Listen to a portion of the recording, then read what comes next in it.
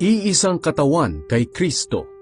Bilang isang bilanggo dahil sa paglilingkod sa Panginoon, hinihiling kong mamuhay kayo ng karapat-dapat bilang mga tinawag ng Diyos. Maging mahinahon kayo, mapagpakumbaba, maunawain at mapagpaumanhin sa mga pagkukulang ng bawat isa bilang pagpapakita ng pag-ibig ninyo. Pagsikapan ninyong mapanatili ang pagkakaisa nyo mula sa banal na Espiritu sa pamamagitan ng mapayapa ninyong pagsasamahan. Sapagkat iisang katawan lamang tayo na may iisang banal na Espiritu, at iisa rin ang pag-asang ibinigay sa atin nang tawagin tayo ng Diyos. Iisa ang Panginoon natin, iisang pananampalataya, at iisang bautismo.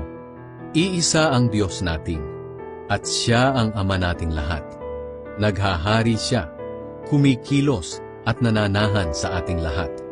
Ngunit kahit na bahagi tayo ng iisang katawan, binigyan ng bawat isa sa atin ng kaloob ayon sa nais ibigay ni Kristo. Tulad ng sinasabi sa kasulatan, nang umakyat siya sa langit, marami siyang dinalang bihag at binigyan niya ng mga kaloob ang mga tao. Ngayon, ano ang kahulugan ng umakyat siya sa langit? Ang ibig sabihin nito ay bumaba muna siya rito sa lupa. At siya na bumaba rito sa lupa, ang siya ring umakyat sa kataas-taasang langit, para maging lubos ang kapangyarihan niya sa lahat ng bagay. Ang iba'y ginawa niyang apostol, ang iba'y propeta, ang iba'y mangangaral ng magandang balita, at ang iba naman ay pastor at guro. Ginawa niya ito para ihanda sa paglilingkod ang mga pinabanal, at para lumago at maging matatag sila bilang katawan ni Kristo.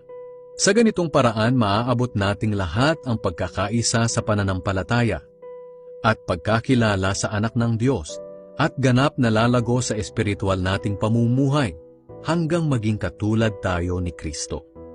At kapag naabot na natin ito, hindi na tayo tulad ng mga bata na pabago-bago ng isip at nadadala ng iba't ibang aral ng mga taong nanlilinlang na ang hangad ay dalhin ng mga tao sa kamalian. Sa halip, mananatili tayo sa katotohanan ng may pag-ibig, upang sa lahat ng bagay ay maging katulad tayo ni Kristo, na siyang ulo ng Iglesia.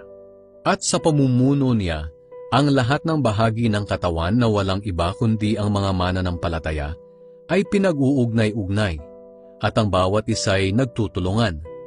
At sa pagganap ng bawat isa sa kani-kanilang tungkulin ng may pag-ibig, ang buong katawan ay lalago at lalakas.